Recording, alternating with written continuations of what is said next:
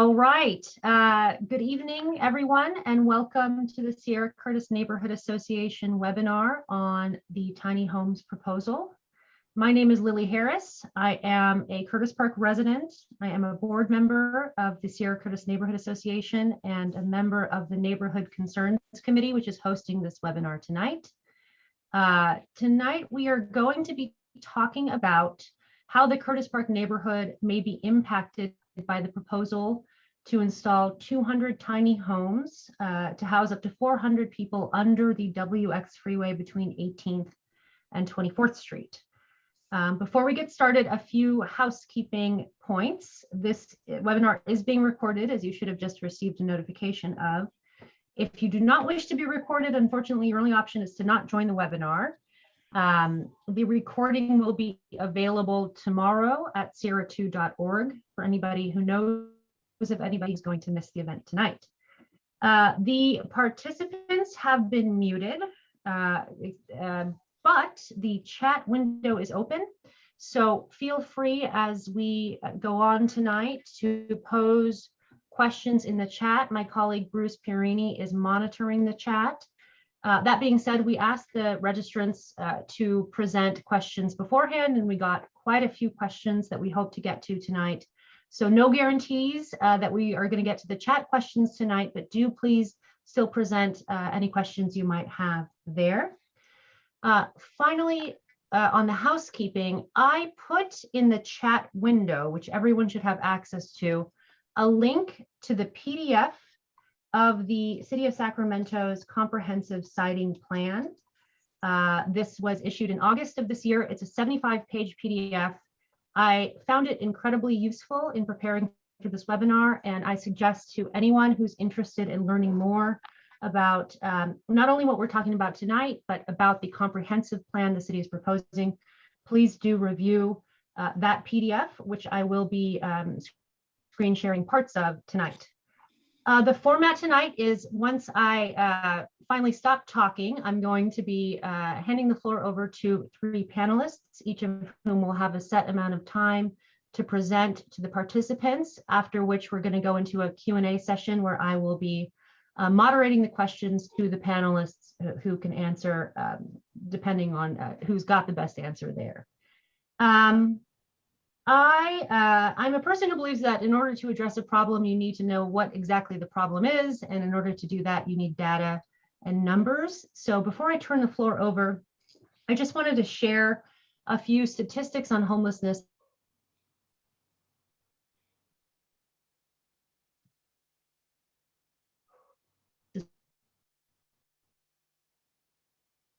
Okay, this is Bruce Pierini. We've had a glitch here, and hopefully it's temporary. So please just be patient. Lily, you were close. Yeah, you were. Sorry about that. Where did I lose you?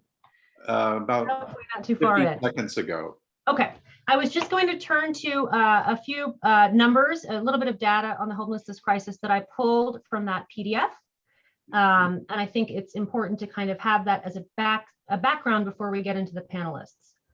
So according to the most recent, which was 2019 point in time survey for Sacramento County, we learned that on any given night, 5,570 individuals are experiencing homelessness. Extrapolating, I assume from that number, it's estimated that in 2019, 10,000 to 11,000 individuals experienced homelessness at some point during that year. 93% of those were Sacramentans or long-term residents. A majority of them, 80%, were older, single and male, with the minority 20% being families with children, a third of whom were sleeping in cars. The increase between 2017 and 2019 in the population of the homeless was 19%. What the plan doesn't tell us is if that number sustained itself from 2019 to 2021 or decreased or increased in any way. But there was a significant increase between 2017 and 2019. And the plan recognizes that the number is increasing and that a high percentage of people who are currently homeless are first-time homeless. I want to briefly share with you, and I promise at some point I will stop talking, but I do want to present an infographic that is in the material, the PDF that I've been referring to. I think it's informative. Can everybody see this infographic here? Yes. Bruce? Okay. So according to this infographic, of the 11,222 people who were in some way engaged with the homeless response system in 2020, over half of them were new to the system altogether. 2,761 people achieved permanent housing. That's about 24%. 4,400 and change were connected to the system, remained connected, which is great, but about that same amount lost contact with the system altogether. So with this backdrop, well, one more thing before I turn to the panelists, the funding framework for this, which is also detailed in the PDF that I shared, is $100 million to implement the city's plan for the next 2 fiscal years, coming from various sources, federal, state, and local. And if you want to know exactly how that breakdown is, it's on page 50 of the PDF. And finally, I shouldn't have stopped sharing because there is one more thing I'd like to share before I introduce the panelists. I always think it's a good idea to orient yourself in space. And to that end, and we had some questions about exactly where these tiny homes were.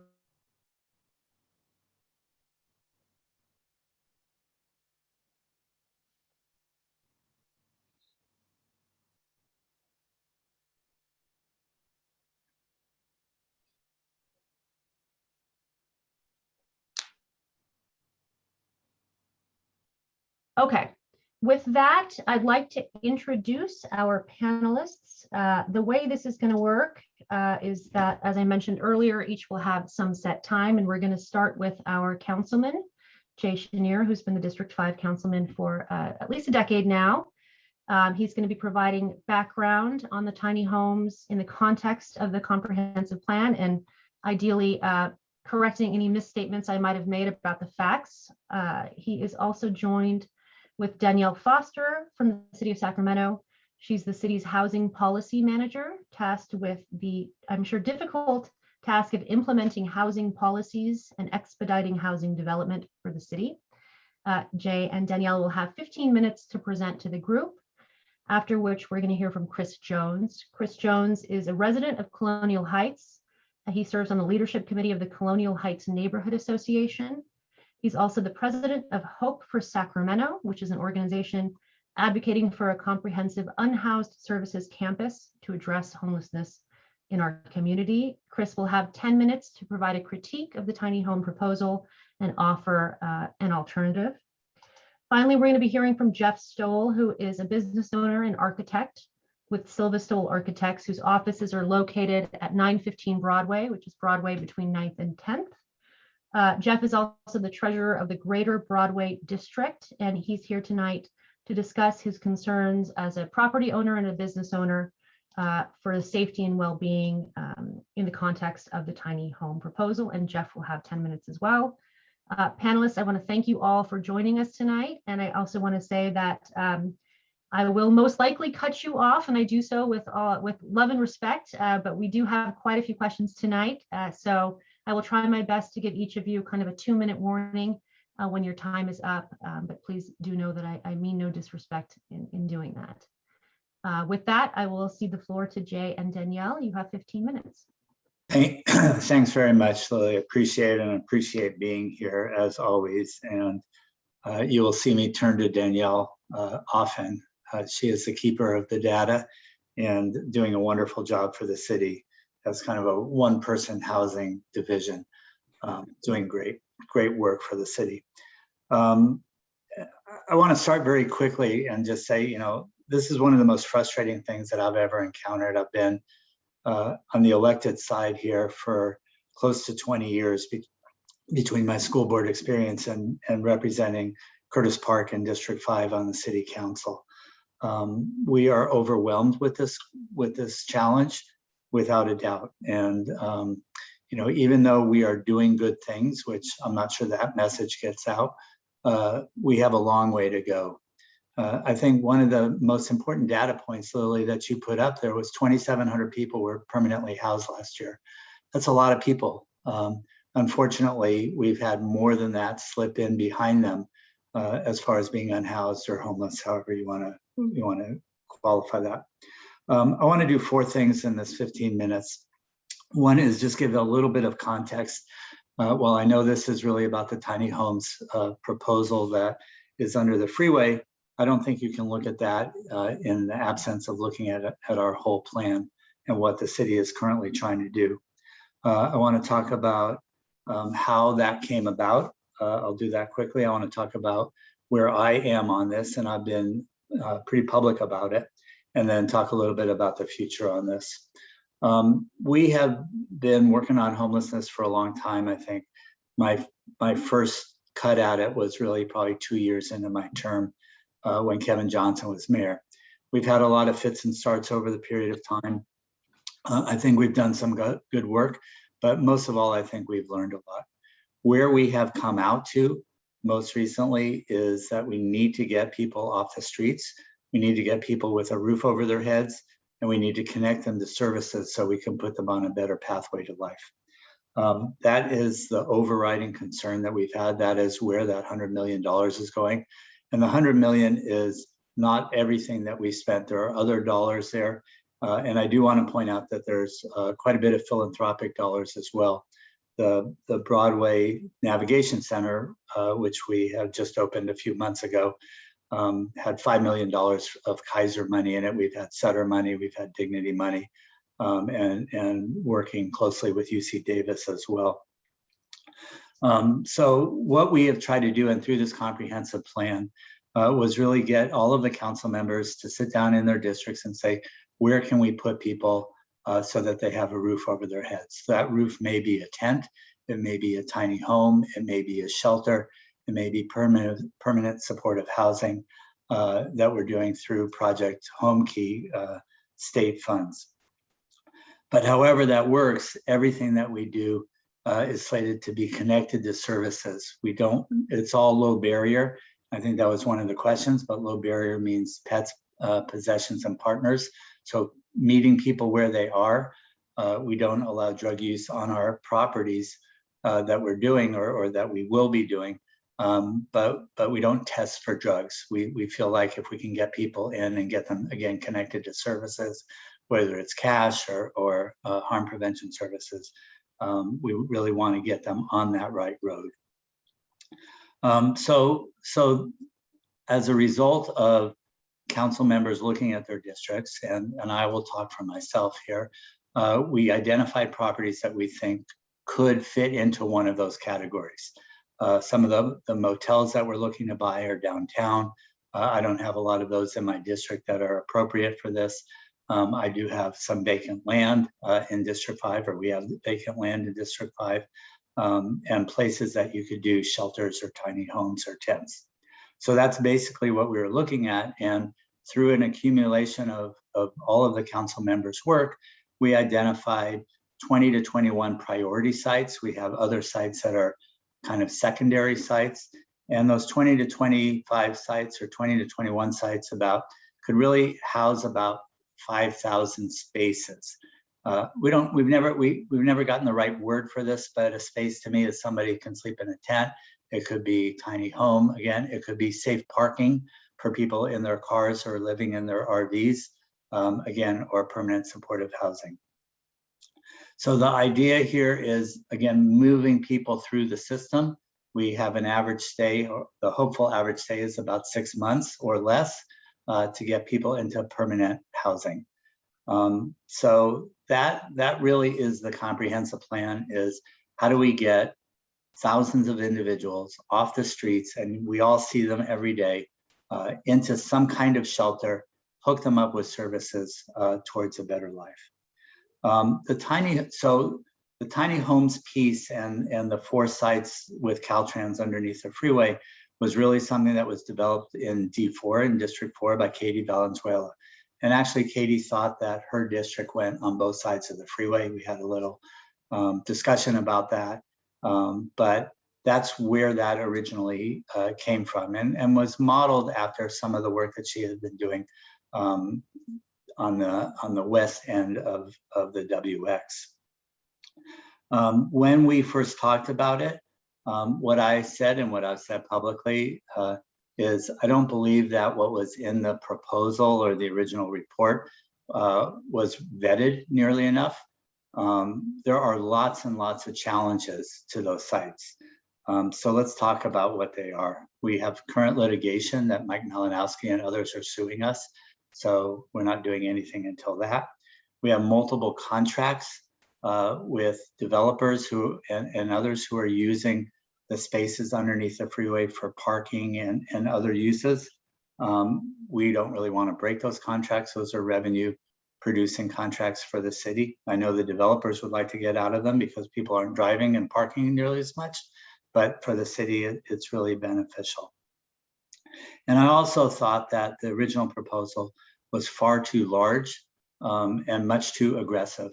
What I said early on is I would be willing to have a discussion about one site, develop the metrics around that site to see if it was successful or not, and have conversations with the community. When I worked very hard, it took 2.5 years to develop the navigation center on Broadway in Alhambra. We spent 1 year meeting with the community about what that would look like and how support from the community and ownership of the shelter by the community could help make it successful. And that shelter is actually doing really well. As of this morning, we had 98 individuals in it. We have permanently housed a number of people. We have gotten a number of people jobs. We have a group called Downtown Streets, which is cleaning up and has picked up literally tons of garbage in the neighborhood. So all of those pieces are working. I'm sorry, chat is a little disconcerting sometimes. For me, the proposal was much too aggressive. But I will say, and where we are today, and I'm going to be a little shorter than 15 minutes, and if Danielle wants to add anything, she certainly can. I'd rather have more time for your questions, is I don't think this proposal is going anywhere. And it's not going anywhere for the reasons that I stated. One is because of the litigation. Two is because of the contracts that we currently have. And three is the pretty large amount of opposition that we've had from this neighborhood, from Lamb Park, from the Newton Booth neighborhood around this issue. And frankly, while I think we have to do everything we possibly can to meet the challenges posed by homelessness in our community, I do think it's the most significant challenge and biggest problem that we have. There are just some times that it's not worth the battle on this, and it's disappointing to me. You know, we have this neighborhood has always been a leader. Lamb Park has been a leader, as have others. But you know, it's understandable. But if we're going to solve this problem, we have to do it collectively, and it's going to take everyone kind of pitching in. So I don't think this is moving forward. We are looking for alternatives that meet the characteristics that we put together, that don't have some of the opposition that we've experienced on this one. So I would be surprised. I know it is not in the tier that we're looking at right now to figure out how to get some of these up and running as soon as possible. So that was about 10 minutes. I'll stop there. And Danielle, I don't know if you want to add anything from your point of view on this. Thanks, Vice Mayor. I think that was a great overview. The only thing I wanted to add was related to the data that was presented at the beginning, just to answer a question. The point in time count, we typically do those every 2 years. There was one done in 2019, as was noted. We did not do one in 2021. Most communities did not due to the pandemic, but we are putting one together as part of our continuum, Sacramento Steps Forward, which is countywide. We'll be doing a new point in time count in January of 2022. sorry, I'll turn off my video. I was just noting that we will have another point in time count in January 2022. So I just wanted to thank you for providing the information, and we'll have additional information very soon.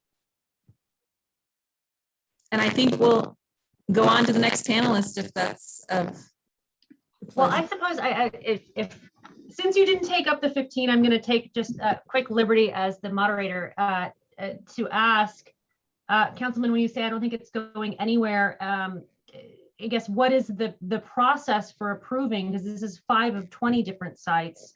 Are you saying generally this isn't going anywhere, or just specifically with these other 5 sites? And how are other sites processing the proposals, to the extent that you know? So I'm not sure. So the sites underneath the freeway that we've discussed with Caltrans right now, I don't think will become sites for unhoused individuals. Okay, and so it's limited to those, not generally the other, because there are 20 sites total, but I mean, Yeah. I know tonight we're just discussing the 5, but Right.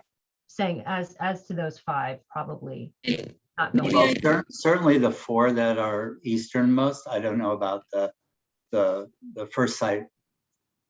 And I know that there's discussions with bringing back the farmers market and whether that happens or not. So there are a number of pieces. I mean, none of this is very straightforward, unfortunately.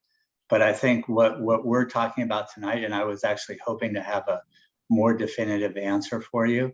But I would say from my point of view, knowing what I know, having had discussions with the city manager and others, I don't think that we will be trying to develop sites. I mean, the other thing, honestly, is I don't know how they got to, and I didn't write the report. I don't know how they got to 200 tiny homes and 400 individuals.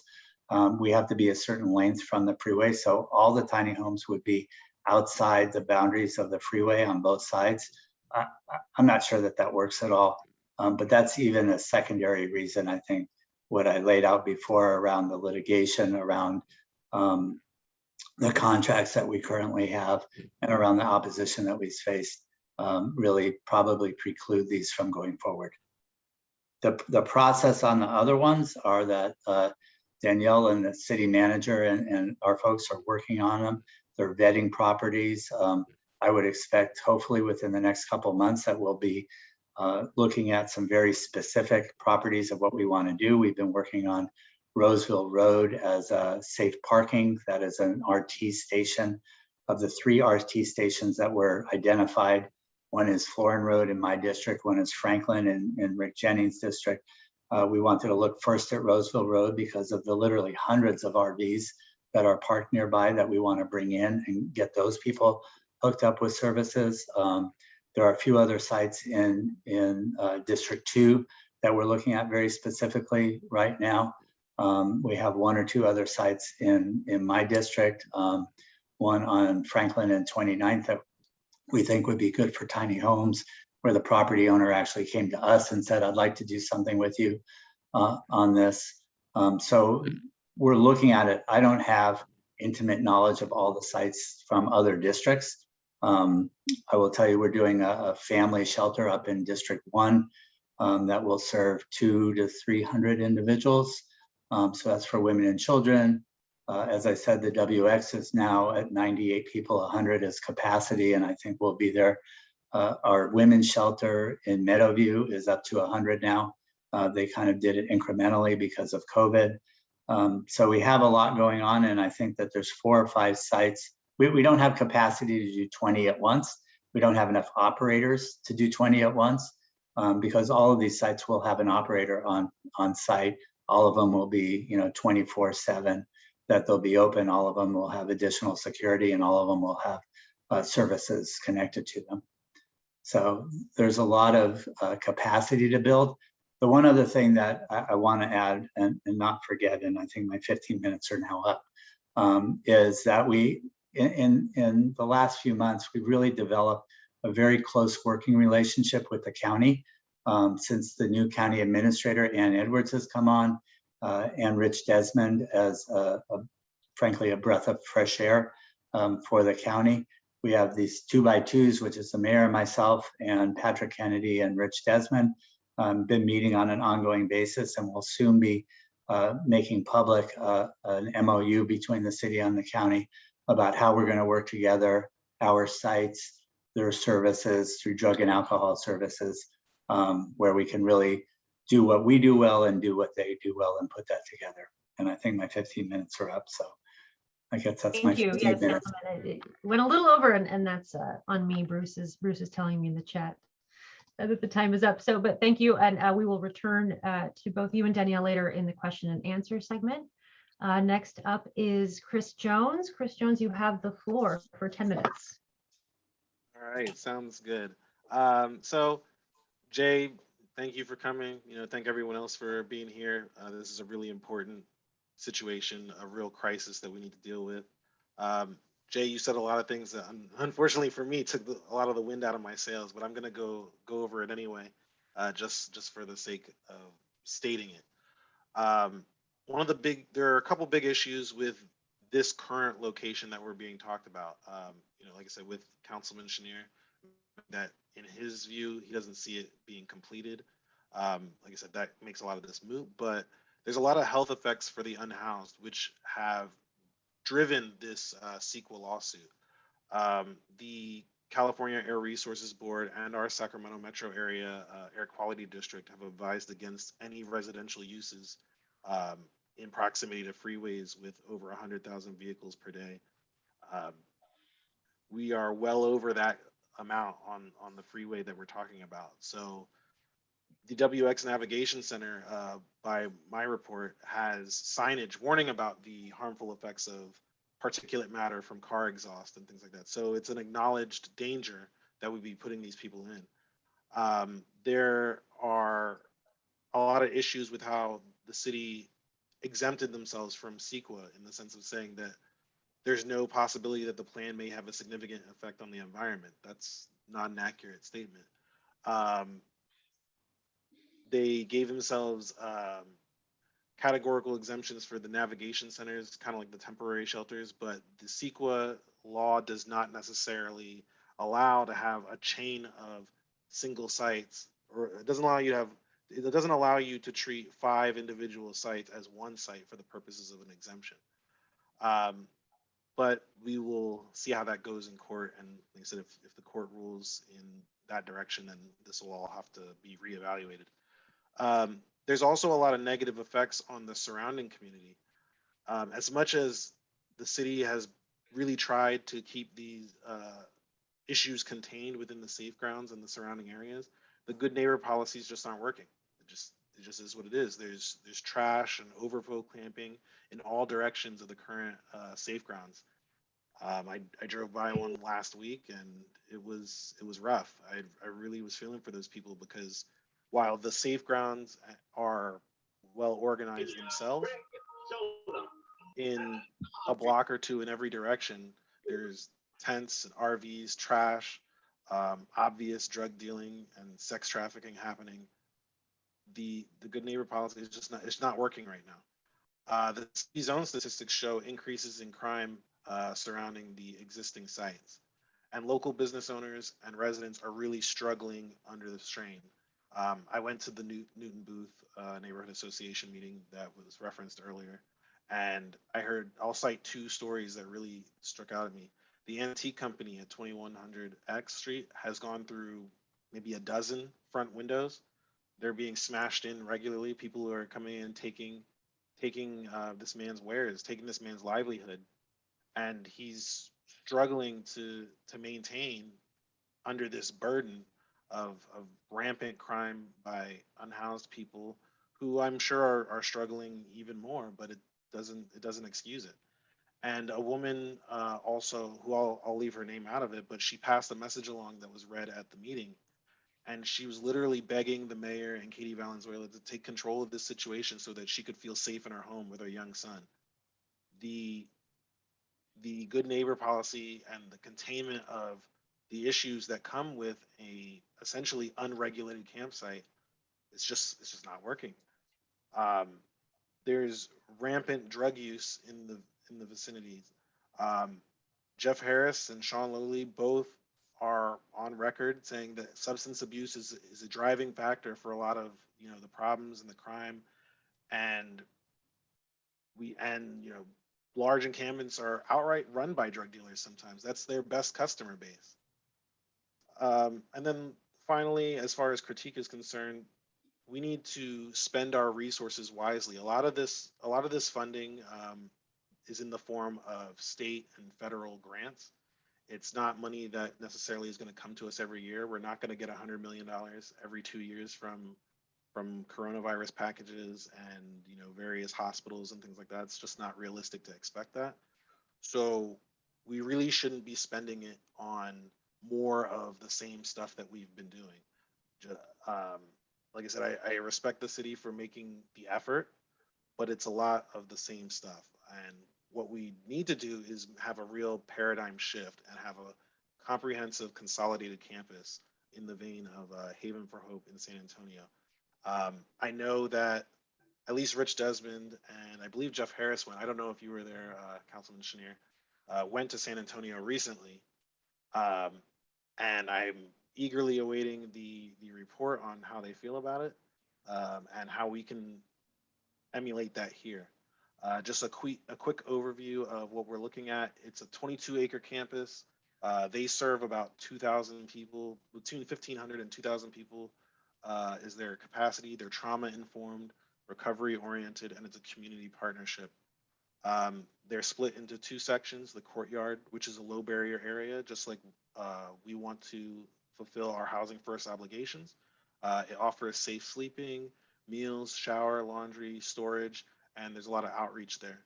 But where the magic happens is the transformational campus, where there is more supportive housing, there's healthcare, there's substance abuse and mental health treatment, there's education and employment services, and there's legal services that help people, who have warrants and things like that, so that they can get back on their feet.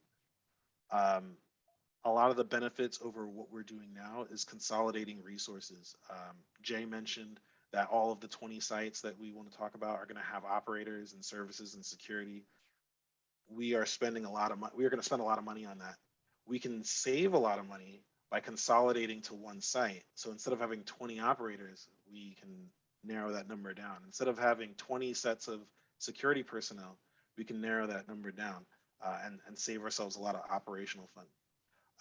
Boosting our capacity, even if we add 3,000 beds today, that wouldn't necessarily be enough for everybody on the street.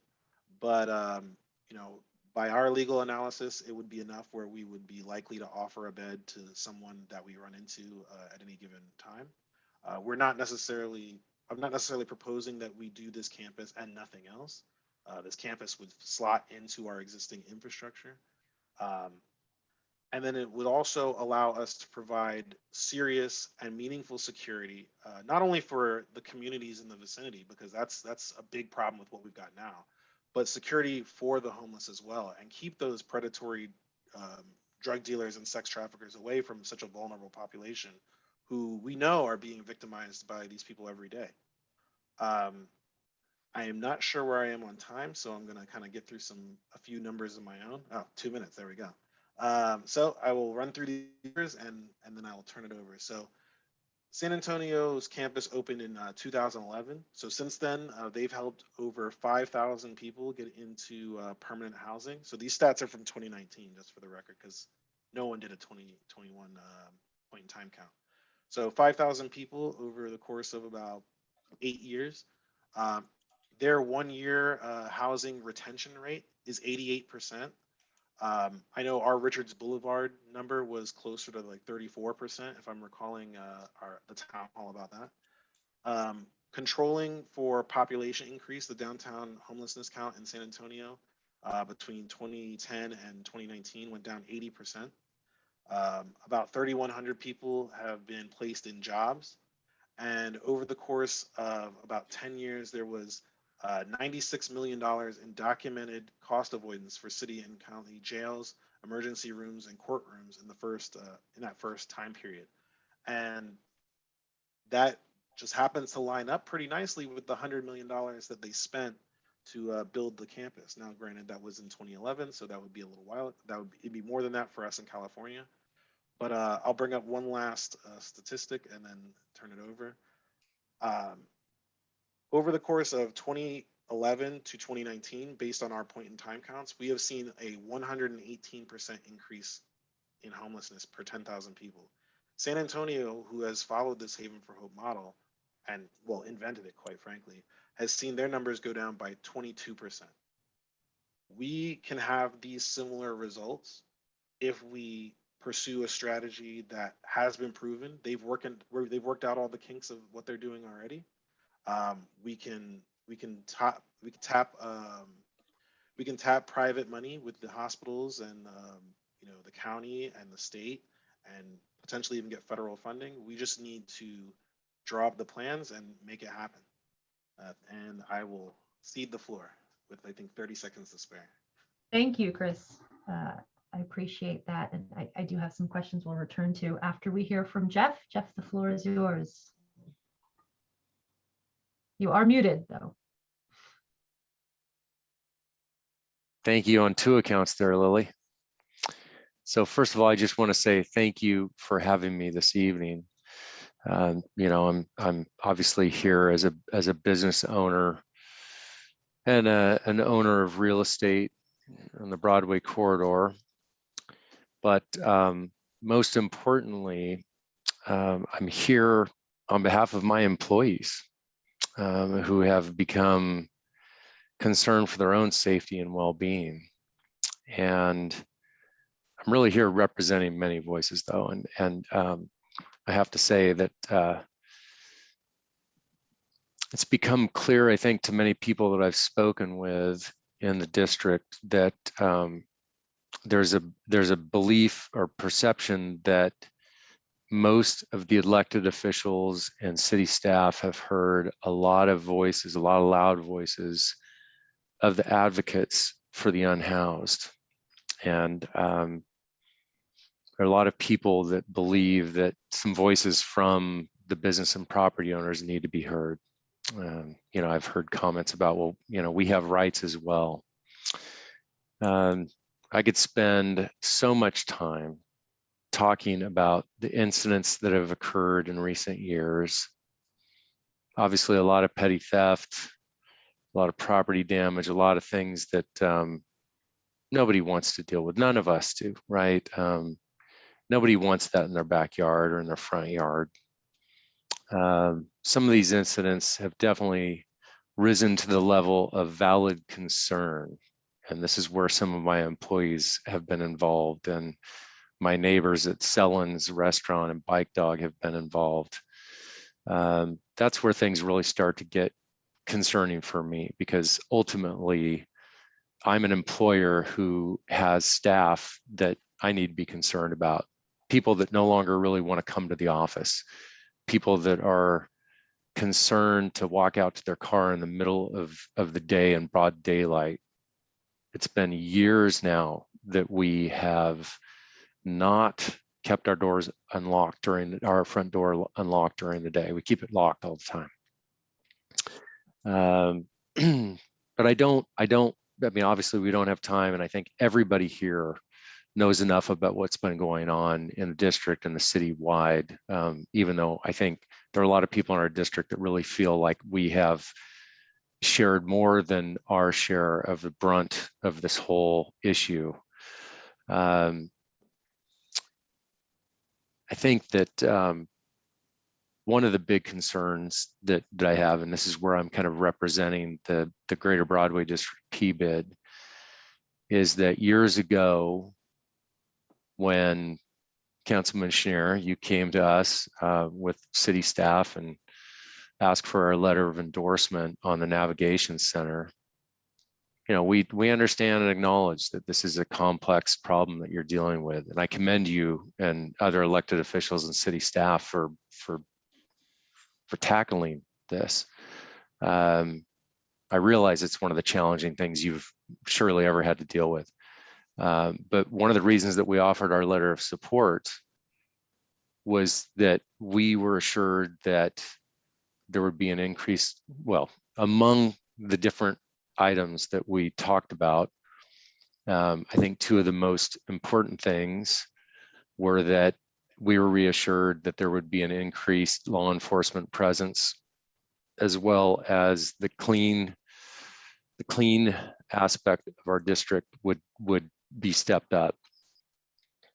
And I understand that, relatively speaking, that problem has increased in recent years, and especially with the pandemic and the increase of density of the unhoused in our district. But it has been a constant problem, and so many people that I talk to, they all are aware that it's gotten worse. And so it has been an issue, and it is not getting better. And I mean, my gosh, I wish some of the people that I've spoken with could be here. They'd probably speak to it much more eloquently than I can. But it has just gotten to a point where the idea of a, really more or less endorsing a long-term increased density of the unhoused in our area, tiny home or not, is not something that any of the people that I talk to are interested in entertaining. And one of the interesting things that I think is important to share is that there are many people that I've spoken with who are fearful of coming forward and talking like I am right now. They are fearful of retaliation. They're fearful of their properties receiving more property damage. They feel like when they have spoken up a little bit that they are judged as if they're inhumane. They don't have empathy about the people that are unhoused. But the reality is what they see every day is not the 80-year-old contingent. Okay. Council member Valenzuela, when I explained some of the serious concerns my employees had, she wanted to talk about the contingent of these 80-plus-year-old little old ladies that are just so sweet and they represent no threat or harm to anybody. And I told her, I said, I don't know where that contingent is, but they're not the ones that are around our property. They're not the ones we see around there. It's not the reality of it. And so, again, I'm here just trying to speak up on behalf of all these people I talk to, just to share the concern. And so, I appreciate Councilmember Schenirer, your associates, the city staff that you're working with to resolve this. Danielle, I acknowledge this, no easy solutions here, but I just have to respectfully ask that you seriously consider other candidates other than the WX for the tiny home, and not to say, oh, it's got to be tiny homes, but I'm just saying, consider either a different site, alternate sites as candidates, or alternate solutions. I think Chris, I really liked what I heard about the ideas that you've obviously clearly done some great research on. So I thank you for spending all that energy and effort trying to help come up with a better solution, because I wish I had the time and effort to really help you in presenting other alternatives. But I just have to basically ask that you really kind of help us return the Broadway district, our neighborhood, to a safer and cleaner place to conduct business and live. So thank you for listening. Thank you, Jeff, for your thoughts on this. I think we all recognize it's a complicated issue. Jeff echoes a lot of questions we had generally about how best to put it. If we create shelters, then does that mean we have some type of guarantee, or at least we're working towards removing encampments? And it is, Jay, you mentioned, if we're getting a 24% permanent housing rate, but we're getting a 19 to 20% increase in the number of homeless at the same time, are we ever moving towards a reduction in the ultimate amount? And I wanted to bring up, just in case anybody on the webinar doesn't know about it, Martin v. City of Boise, which I believe also really informs what the city can do to address this problem. And that's a case out of the Ninth Circuit Court of Appeals, which is our circuit. in 2018 that held that it was a violation of the Eighth Amendment against cruel and unusual punishment to sanction, to impose criminal sanctions against homelessness if the city or the jurisdiction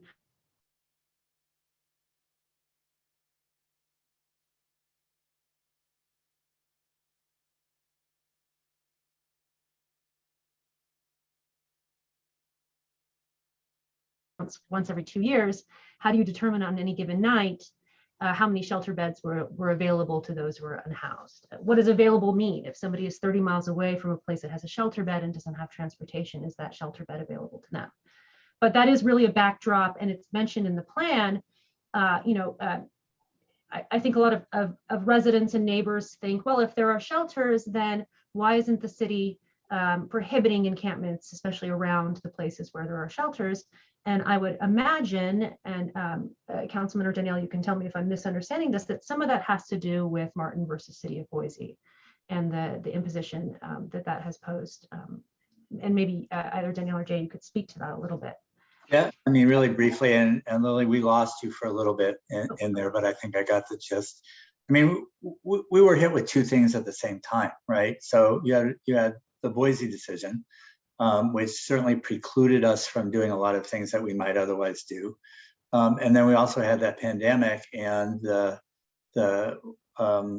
orders that were coming out of the county health department about not breaking up encampments. So we had those two things, and I think you would see that the growth in encampments happened during that period. I'm hoping that it doesn't grow as much going forward. What I will say, and I want to come back to Broadway because I think Broadway is being really well run. Jeff, I absolutely feel for you. I'm a business owner. I know you're trying to protect your employees. You're trying to run your business. And this is a whole layer of things on top of the economic situation that we've had over the last year and a half. But what I will say, so we have two business owners who are, right next door to the WX Navigation Center, who I would get regular complaints from them about the homeless in the area. Since we opened a few months ago, I haven't had a single complaint. I think we need to meet people where we are. And I think it's important that we look at today's situation of who is out there, who is on the street, and what we can do once we get people into some kind of shelter that has security, that has an operator for it. I mean, there's lots of options, but we have to be proactive about this, and not everything we do is going to be successful. We have to be prepared for some failure, but we also can't sit by and watch what's happening either to the city. And I've said this before, this is the biggest threat to our economy and our financial future. And it's the biggest threat to who we are morally as a city. We do need to take care of those next to us who are less fortunate. So I think that, we have great challenges, but we have to look at where people are today. They're living on the street, they're living under the freeway, and say, how do we make this better? And how do we take steps towards doing that? Some of those might be incremental, some may come quicker, but that's our responsibility. And that's what I'm really focused on. I also want to say, I agree with Chris on Havens for Hope. It was Jeff Harris and Rich Desmond who just came back from a visit. I think it's a good thing. But it's not a silver bullet. We need lots of stuff. We're talking about potential places to do something like that in partnership with UC Davis. It's pretty expensive. They had a lot of philanthropic money come into it when they built it, which is great. I give them a lot of credit for it, but I don't think it's the answer. It's an answer, and we should pursue it along with a lot of the other things that we're doing. And I would note that in that PDF plan, towards the end, the plan itself mentions the idea of a large campus. And I guess to Chris, those numbers are great, but I'm wondering, I mean, it seems like such a campus would have to be double or perhaps triple the size given the numbers we have out of the point in time for Sacramento County showing 5,500 on any given night. And I guess, is that sustainable? Or are we talking about more than one large campus? What about the model, particularly apart from just everybody being in one place, could we perhaps implement in more than one site? So to answer that, ideally we would see one location just for the consolidation of resources, being able to bring everyone, including the existing service providers, because we have no shortage of great people who want to provide services to the unhoused in this city. So part of the success of the Haven for Hope model is we provide them office and clinical and services space at low cost, at a lower cost than they'd be able to get on their own. So they are reducing their overhead as far as that's concerned, and they're also reducing their outreach overhead because we're able to bring people to that site. We would need a bigger site than is specified in the comprehensive master plan. But I don't think we would necessarily need a site that would serve 6,000 people or maybe 7,000 or 8,000 people, depending on what comes out of the new point in time count when we get it. We have access to a few attorneys, and the general consensus is that to overcome Martin versus Boise, you do not necessarily need a one-to-one relationship between beds and homeless people. You need to be able to offer one person that you're talking to right now one bed, and then you can tell them, hey, look, you can't be camping out here. That's the legal advice that we've received. It may be different from what the city attorney has told the council. I'm not sure, but that's where we are as far as that. Okay. And yeah, I do think the way Martin has written it is subject to multiple interpretations. And there's a footnote 8 in the opinion itself that says this doesn't necessarily mean that you cannot prohibit prohibit camping on the street. It's just a specific circumstance. So I do think I can understand how attorneys would interpret that differently. I lost my train of thought for a second. I did want to mention, so the Neighborhood Concerns Committee had the opportunity to speak with Volunteers of America, who are running the Broadway Navigation Center, and as well as with Bridget Dean, who's incredible working for the homelessness response system with 311. And we asked both of them really what they're seeing as a major problem with the populations they're encountering. And both of them said in one way or another, drug use, addiction, and that they would really appreciate the city, the neighborhoods, the community helping with drug abatement programs, with addiction programs. Are these things we can't be doing in parallel to increased housing? Is one question I have, if the people on the ground are suggesting that it is such a large component of the problem generally. Danielle, and I don't know who that's to, but absolutely we have to. I mean, the Broadway shelter, the Navigation Center, the drug use there is probably 70% or higher. We do have folks who are walking in saying, I want to stop, and can you help me? And that's where we're going to our neighborhood community-based organizations and saying, can you help us with this? And they are, but it's a huge problem. I mean, there's no question about that. Danielle, I know you unmuted, so I want to give you an opportunity to speak too. Yeah, I would just add that we're also using funds. We use some of our COVID response funds, and we're looking at additional funding for the Schenirer Center, which is a partnership project we're doing with WellSpace to provide some of those beds when people do need to, detox or just have a place to be when they're ready to start treatment programs. So I think, just as the Vice Mayor said, it's something that we work on with housing, with shelter, with services, but there's always a greater need. And we have a lot of community partners. Salvation Army has a great program. There's a lot out there, but we need more. It's an ongoing need in the community. I mean, when someone walks into the Navigation Center, they get a case manager. The case manager is really charged with understanding the needs of the individual and then seeing where we can work with our organizations who have that expertise. And I was hoping, Danielle, your audio is still a little staticky, but I was hoping you could speak a little bit, because we had a lot of questions about the facilities in these tiny homes. And even if they're not going to be on WX, they seem to still be something that might be somewhere, right? What services, not necessarily what services at first, but what amenities are available for tenants in these settings. And then also, yes, I mean, as to what you were just speaking about, if somebody has a tiny home, how are they helped with reaching other larger services, mental health, drug addiction, things of that nature? I don't know if I lost you though. No, I'm here. Why Okay. don't you come back to me and I'll turn on my hotspot and see if that helps. I'll Okay. add additional internet here. Okay, great. And then Chris, just some follow-up questions on the Haven for Hope model. If I can read my own handwriting.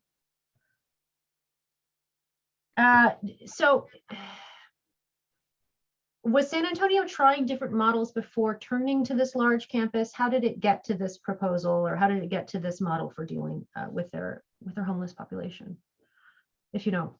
Yeah, that's a great question. So I want to say he is the CEO, former CEO of Valero Oil. His name is Bill Greehey. He just saw that what was happening wasn't working, and he commissioned a 6-month research project where they looked at a ton of different models, saw what was working, what wasn't working, and gathered all the stakeholders, say, hey, like, what would you do if you just could design it from scratch? And the Haven for Hope model essentially is what came out of that process. And it's run entirely by the city government, or are there volunteer organizations as well? So it's run as a separate organization. It is a separate nonprofit with a board of directors that includes representatives from local business groups, the city of San Antonio, Bexar County. I believe there's a state of Texas representative, as well as representatives from the service providers themselves. So they all come together and they're very results oriented as far as like, hey, if we're going to do X, how does X advance our mission of reducing the number of people, sleeping on the street? Okay, and we have some more questions about this. This chat is like watching your stocks. It's impossible to follow where things are. Oh, a lot of questions about siting such a large campus in Sacramento, how that would be done. Yeah, I'll assume that's a question for me. So so while I am not authorized to say, oh yeah, we would use this particular site because they don't belong to me, but I know that the city, at least on paper, has a lot of underutilized land that we could potentially use. There are other landowners who may be convinced that a land swap maybe is in their best interest. We could potentially pursue a what's called a leaseback, where we somehow acquire the land and then lease it out for construction, and then lease the resulting building back to save money on how that goes. But there are plenty of creative solutions as far as where we could put it, how we would secure that site. And there's really just the criteria that need to be met in selecting a site. Ideally, like I said, it'd be in the approximate range of 20 acres of contiguous property. It would be a certain distance away from residential areas, so that we can make sure that we protect communities and also business communities. And then our other main criteria would be that it would be close to transit, or have transit be able to be brought to the site, like a bus line, for example. So perhaps an industrial or agricultural type of location. Yeah, that would work. Yeah, one of the suggestions that we heard originally was that, well, we should use the same criteria that we use for marijuana cultivation. I wouldn't necessarily say we have to stick to that, but I do think that protecting both the unhoused and the communities in our city has to be paramount. Okay, Danielle, how's your audio doing? You're muted if you did hear that question. I am thinking I might call in. Okay, If I could address the citing question, because certainly. it's a huge question, and we are looking for places to do something like a Havens to Hope. I'm not sure, Chris, you'll have to explain to me what the marijuana cultivation, I haven't seen anything in the 20-acre range. But you know, it's the biggest challenge we have. Resources, money is not the biggest challenge that we have right now with what the state has been able to do, what we've done through CARES and ARPA. You know, finding half an acre, finding an acre, finding a motel has been incredibly difficult to do. But we are working with UC Davis, and again, I think the Havens to Hope model is a piece of it. It's a puzzle piece in helping to solve the problem. It's not going to solve it on its own, and you know, I think that I guess it was the Valero person that you were referring to put $70 million or over $70 million of his own money into this. We can't stop everything that we're trying to do while we build a campus, and you know, we will continue to look for it. Again, it is a part of the solution that we need to continue to pursue, but we can't stop what we're doing and wait. The only other thing I'll say is we will be introducing, or the mayor is bringing an ordinance to us that is a right to shelter, but where you can't turn down that bed. So if we're going to move you, we're going to offer you a place to be, and that's why we need, another reason why we need to get all these spaces up and running, so that is something, if the council passes it, which I think they will, that we can pursue as well. How does that work on the ground, though? I mean, would that be a police function? Would the police have to know what? Yeah, well, we created the Department of Community Response because we want appropriate people to be dealing with the unhoused. I mean, certainly if there's violence involved, you want the police there. But, you know, I don't think our police department is, I don't think the function of working with the homeless is the top of their list. It shouldn't be. It's probably at least 20% of their calls for service. So we're trying over a period of a few years to switch that over to the Department of Community Response. So working with social workers, and I believe they have 4 teams now that they've put together, and they'll continue to do hiring as we go so that we have the right people talking to the right people who are unsheltered to convince them to either come in, or at some point when we have the bed space available, it will be, if you don't want this, you'll have to move along. And how many shelter beds do we currently have in the city of Sacramento? That's a Danielle question. You're muted, Danielle. You're muted. Yeah. Can you hear me now? Yes. Yeah. All right. Hopefully this is better audio. Crystal clear. I can look that up. I can look up the number of shelter beds. I don't remember off the top of my head, and we've just expanded and we're continuing to expand. One of the sites in the comprehensive siting plan is adding more beds into our North 5th Street shelter where there was some capacity and ability to do so. And I think we've had a lot of conversation about the campus model. I think it is one piece of the puzzle as been discussed. We also have a lot of community members that want to stay in specific neighborhoods within the community for their kids to go to school, or it's a neighborhood that they know, it's a place where their family is. So we also are trying to figure out how to bring the services and the needs to the people where they're at so that we can connect with people the most. But it's a balancing act because it definitely helps to have services co-located. Transportation is not an issue that way. We can bring services together and streamline things more. But I think it's a combination of things. And there were a few very advantageous opportunities that San Antonio got with the benefactor and the funding that was available to them. they're also in a different district than us, court district wise. So they don't have Martin versus Boise in their district. They have different rules that they're following. So it's a little bit of a different situation in that regard. I just wanted to note for folks. But I think you had other questions about if we did a tiny home site, what all do we include? Yes. And I'll try to cover some of it, but if you want to ask me any of the specific questions, feel free. So I just want to differentiate a little bit between sleeping cabins and tiny homes because we use them kind of interchangeably, but there are two different things potentially that we're doing in the siting plan.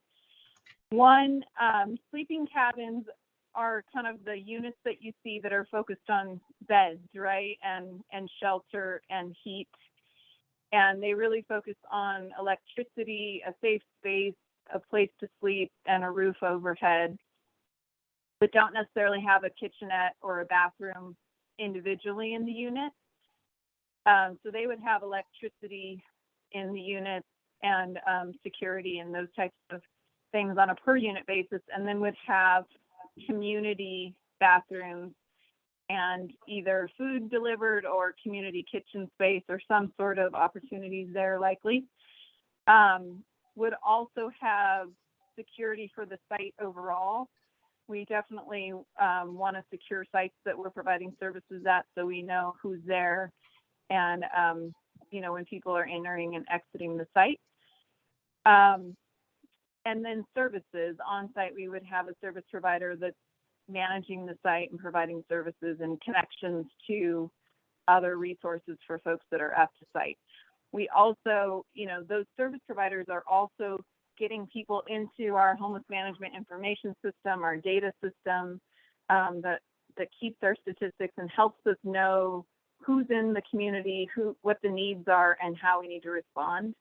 And so that's a really important role for these sites, is helping us connect people into the system overall. So we can then assess what they need, where they're at, and whether it's, you know, time to offer different services or relocate people to a shelter or motel vouchers, or, you know, depending on what their needs are and resources are, where they need to be in the system so we can have a good fit.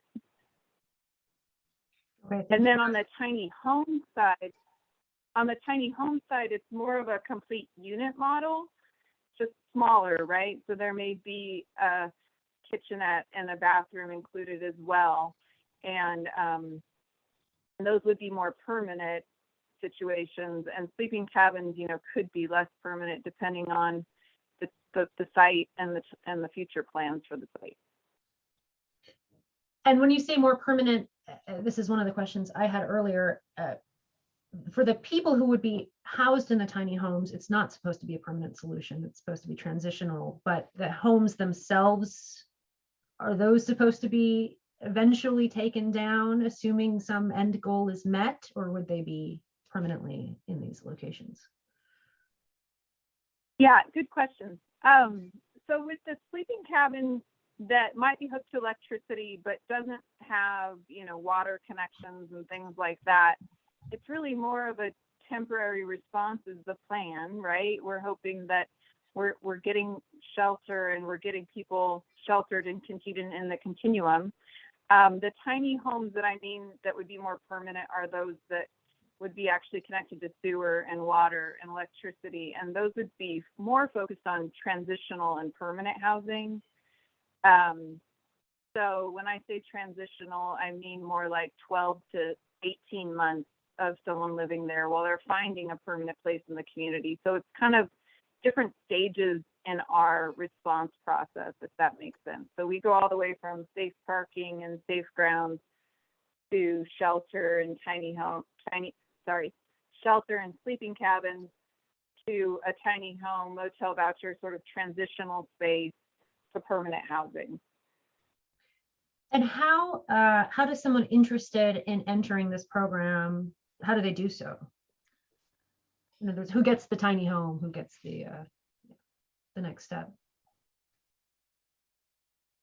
So we are working to really build up the system. A lot of what I really appreciated by your opening comments is, just how important data is, and access, I think, is the other key piece. And that's what's so great about the campus model, right? Is it's access all in one place. And so I think we're really trying to build up our systems through 2-in-1 and through the continuum of care is how can we provide people an easier access point when they need services. And that's some of the great work that our outreach teams are doing now through the Department of Community Response, is really connecting to the people where they're at. So there are assessments that we do when someone connects into the system, and whether that's through the Department of Community Response, 2-in-1, or at our safe grounds, we do an interview process to understand the individual and their situation. And so it depends on kind of the right fit thing again, where people are at in the process and what they need. But that would be kind of the access points to the system, and to figure out whether it's a tiny home or a sleeping cabin or a shelter or motel voucher. And I would add that it's all, depends. I'm sorry, I would add real quick, it's also our relationship with the county and with Sacramento Steps Forward, which is the keeper of the data. So those relationships are growing much stronger by necessity. And particularly, as I said before, the relationship between the city and the county is light years ahead of where it was a year and a half ago. And is that jurisdictional divide just historical between the city and county? Frankly, it was personnel. Oh, okay. It was, just plain and simple. People didn't get along. There was a question in the chat about county. How receptive is the county to offering county land, which presumably is more available? Well, we've had this conversation. There are a number of sites that they're looking at as well, mostly in the unincorporated area. So the way we've divided up, we're looking in the city, they're looking outside, but hopefully we'll be able to work together to coordinate services as we go forward. They have probably what, Danielle, 60 to 65% of the people in the point in time count live within the city versus the county. So they have a significant population as well that they're trying to work with. But we can always do better together, and that's the direction that we're going. Please, Larry, sorry to jump in. I just wanted to address something that was brought up earlier with regards to funding. So I agree that the Haven for Hope model is not the only thing that we should be doing. It can't solve everything. It needs to be, in my opinion, a hub for our existing homeless infrastructure. But one, we should be focusing on sending the most service resistant people there so that they can get the help that they need and then return, hopefully mostly rehabilitated into our communities. But then as far as funding is concerned, it was mentioned that, oh yeah, we're looking for like a single benefactor. I would say that's not necessarily true. The $100 million initial construction budget was about 61% funded by the private sector, but we have several sources, deep pocketed sources of private money in the sense of the healthcare system, large businesses, and wealthy benefactors that we can go to and get that money, maybe 5 million at a time. And meet that gap. The city's obligation, at least if we use the Haven for Hope funding pie, would be about 20% of that. And the counties would be about 11%, and the state of Texas state would be about 6%. But obviously all those numbers are flexible as long as we get to the 100 million. There's no reason to assume that, yeah, we need to have, Nelson Rockefeller come in and rain money on us. We can tap the resources that exist in this city and in this county and in this state to make this happen. We are what, the 6th largest economy in the world, right? Well, I think we bumped back up to 5th actually. So there you go. A question here. I'll read the question. What about the trash and obviously stolen goods or the trash, I suppose, piling up everywhere? Does Martin v. Boise state that we have to deal with this? It doesn't, but I guess the larger question there is, I do think that we do see a lot of illegal dumping To the extent that it's connected with the homelessness crisis or not, that does seem to be kind of rampant in these encampment areas and other places. I know Bridget Dean talked about some organizations and services that are providing cleanup. How does that work? So we have contracts. It's basically Downtown Streets is the main organization that we work with. Downtown Streets is a former statewide award winner for the Irvine Leadership Grants. They work with folks who are in the shelters, who want something to do during the day and take them out. I will tell you again that if you go look, and if anyone here wants to tour the Navigation Center on Broadway and X, I'm happy to take you. If you want to see it, I think it makes a huge difference in the way you think about this when you actually meet individuals and talk to them and have that time.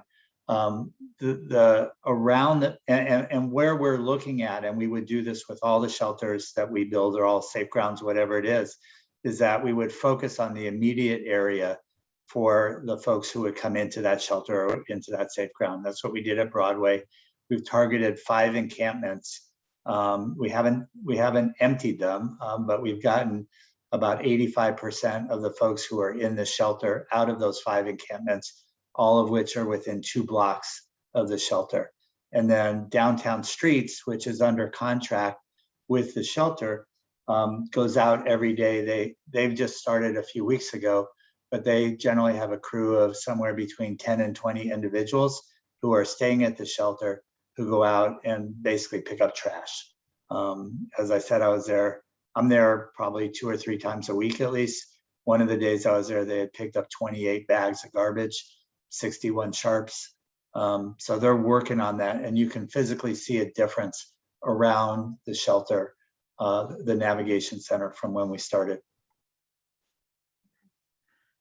Another question here, how successful has the MLK Village near Campbell Soup site been? That was established 10 or 15 years ago. Is that proven to be a good model? I'm not familiar with that, but to the extent that anybody is. I'm not familiar either. Okay. Sorry, maybe in the county. Whoever asked. Okay. I don't know, Chris, do you know about it? Campbell Soup site. I'm not any more familiar with it than you are, unfortunately, but I'd like to find out.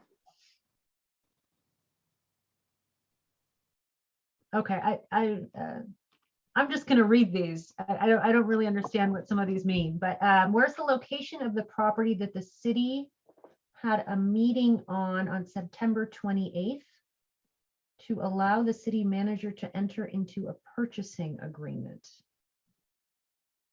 Anybody? Well, the location of the meeting, anything we do Zoom meetings. Property, a location, I guess.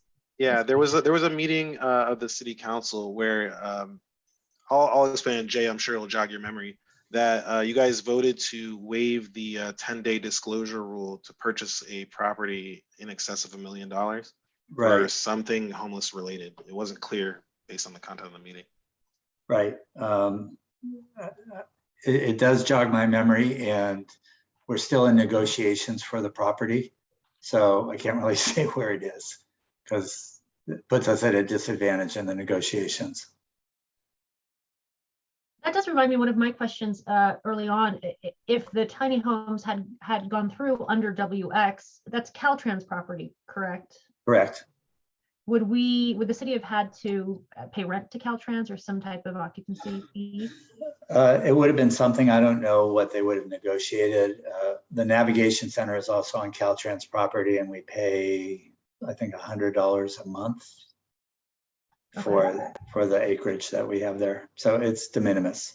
Okay, yeah, my understanding is Caltrans has independently received quite a bit of funding to assist with, I don't know what. They have, as well as direction from the governor. Okay. To be a good partner. Okay, we have about 9 minutes left, and we did have what I thought was a really nice question to kind of open up to the floor, which is what we as neighbors and community members can do to help.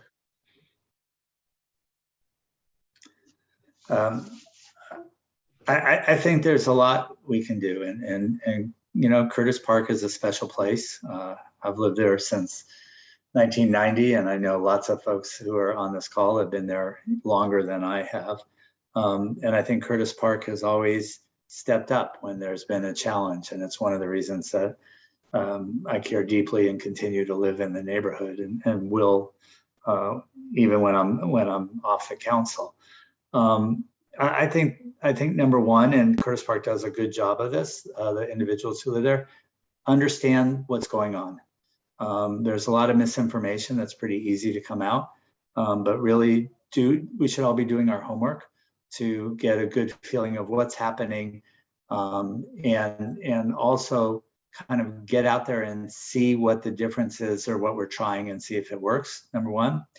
Number two is, I think, volunteering. I would love to see Curtis Park take a couple of meals at the Navigation Center. We have very intentionally tried to use food and the purchase of food as a way to connect with the neighborhood in Oak Park. So for those of you who know Purple Pig Eats, they do all of the weekend food at the shelter.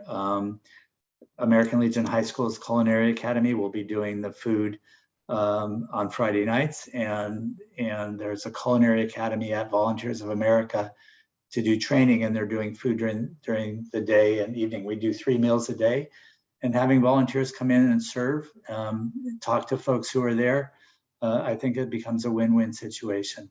So I think, you know, increasing everyone's knowledge base is important so we can add to the conversation, and doing some volunteer work is going to be helpful as well. I did ask Bridget Dean kind of a similar question of whether there would be a day where we could essentially kind of do the equivalent of ride-alongs with her and her team as she goes out and talks to folks in crisis. And she was saying, hopefully one day that'll be a possibility for us.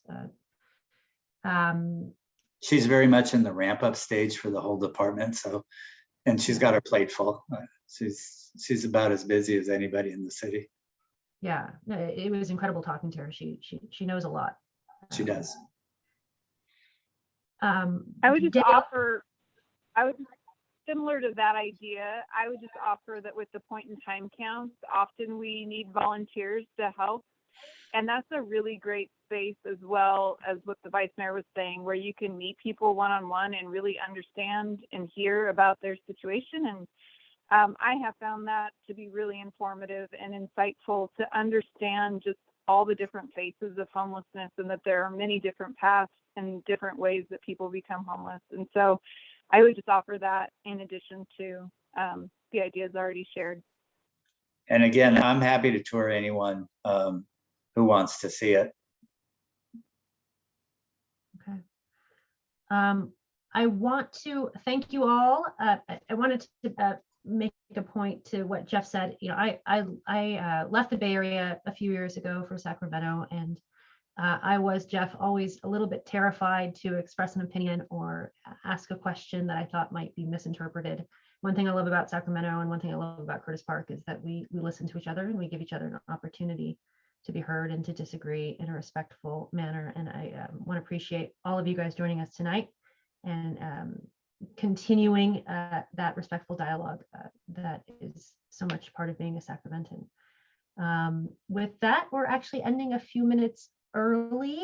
I hope that's okay with everybody. I think we got to quite a few of the questions.